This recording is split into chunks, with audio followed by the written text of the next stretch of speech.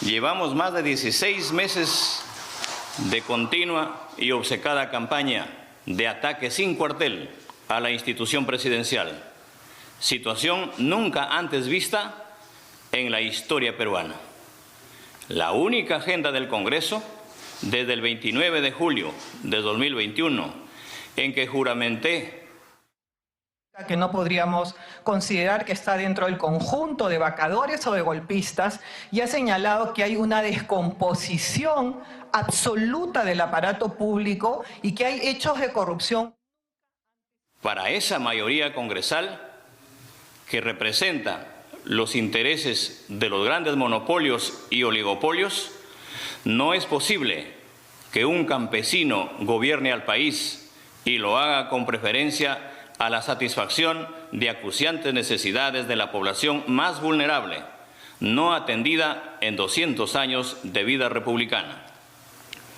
Pese a las reiteradas invocaciones del Ejecutivo al Legislativo para evitar el desencuentro entre ambos poderes mediante el diálogo y establecer una agenda común que permita el desarrollo del país, esta mayoría congresal no se ha detenido en su objetivo de destruir la institución presidencial. Esta mayoría totalmente desacreditada, con un nivel de aprobación ciudadana entre el 6 y 8% a nivel nacional, ha impedido acortar las enormes brechas sociales, promoviendo acciones como las siguientes.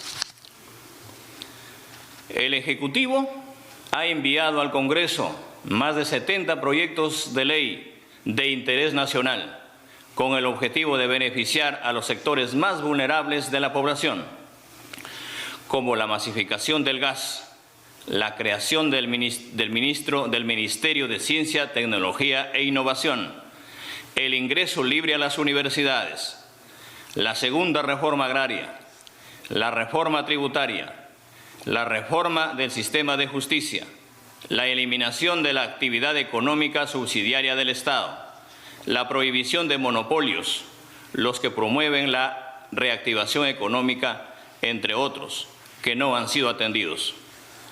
El Congreso pretendió procesar al presidente por traición a la patria, con argumentos insostenibles y absurdos de una pléyade de supuestos juristas constitucionalistas. El Congreso, sin pruebas, imputa al presidente comisión de delitos, muchas veces con las solas afirmaciones hechas en la prensa mercenaria, corrupta y cínica, que injuria, difama y calumnia con un absoluto libertinaje.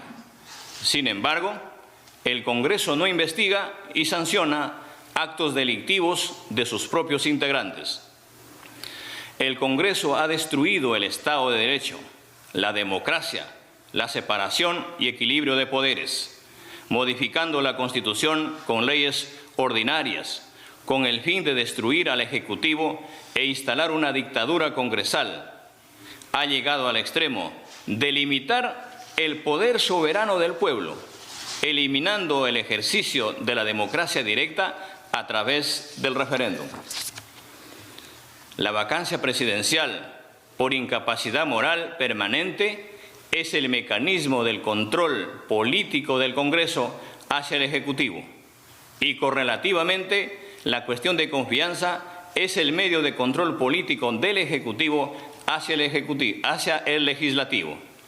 Estas dos facultades no se pueden limitar aisladamente. Sin embargo, el Congreso prácticamente ha suprimido la cuestión de confianza, dejando incólume a la vacancia presidencial por incapacidad moral. Es decir, el Congreso ha roto el equilibrio de poderes y el Estado de Derecho para instaurar la dictadura congresal con el aval, como ellos mismos manifiestan, de su Tribunal Constitucional. El Congreso no ha autorizado la salida del presidente a eventos internacionales, con argumentos absurdos, como el de sostener que el presidente se va a fugar. No obstante a la pandemia de la COVID-19 y a los elementos foráneos como la guerra entre Rusia y Ucrania, que han determinado que el mundo, una economía de guerra, el Perú crece económicamente al 3%. El nivel de endeudamiento, la inflación y el riesgo país son los más bajos de la región. Sin embargo, el Congreso, el sistema de justicia, entre otras instituciones estatales, no alineadas con los grandes intereses nacionales, perturban permanentemente la realización de las acciones tendientes a un mayor crecimiento económico y el consiguiente desarrollo social. Los adversarios políticos más extremos, en un acto inédito, se unen con el único propósito de hacer fracasar al gobierno para tomar el poder sin haber ganado previamente una elección. Esta situación intolerable no puede continuar. Por lo que, en atención al reclamo ciudadano a lo largo y ancho del país, tomamos la decisión de establecer un gobierno de excepción orientado a restablecer el Estado de Derecho y la democracia, a cuyo efecto se dictan las siguientes medidas. Disolver temporalmente el Congreso de la República e instaurar un gobierno de emergencia excepcional. Convocar en el más breve plazo a elecciones para un nuevo Congreso con facultades constituyentes para elaborar una nueva Constitución en un plazo no mayor de 9 meses. A partir de la fecha y hasta que se instaure el nuevo Congreso de la República, se gobernará mediante decretos ley. Se decreta el toque de queda a nivel nacional a partir del día de hoy, miércoles 7 de diciembre del 2022, desde las 22 horas hasta las 4 horas del día siguiente. Se declara en reorganización el sistema de justicia, el Poder Judicial, el Ministerio Público, la Junta Nacional de Justicia, el Tribunal Constitucional. Todos los que poseen armamento ilegal deberán entregarlo a la Policía Nacional en el plazo de 72 horas. Quien no lo haga comete delito sancionado con pena privativa de la libertad que se establecerá en el respectivo decreto ley. La Policía Nacional, con el auxilio de las Fuerzas Armadas, dedicarán todos sus esfuerzos al combate real y efectivo de la delincuencia, la corrupción y el narcotráfico, a cuyo efecto se les dotará de los recursos necesarios. Llamamos a todas las instituciones de la sociedad civil, asociaciones, rondas campesinas, frentes de defensa y a todos los sectores sociales a respaldar estas decisiones que nos permitan enrumbar nuestro país hacia su desarrollo sin discriminación alguna. Estamos comunicando a la OEA la decisión tomada en atención al artículo 27 de la Convención Americana de Derechos Humanos.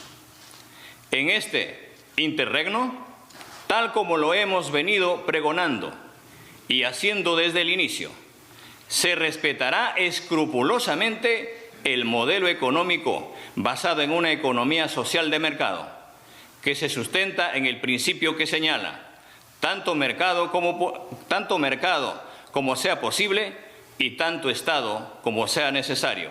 Es decir, se respeta y garantiza la propiedad privada, la iniciativa privada, la libertad de empresa con una participación activa del Estado en protección de los derechos de los trabajadores, la prohibición de los monopolios, oligopolios y toda posición dominante, conservando el medio ambiente y protección de las poblaciones vulnerables. ¡Viva el Perú!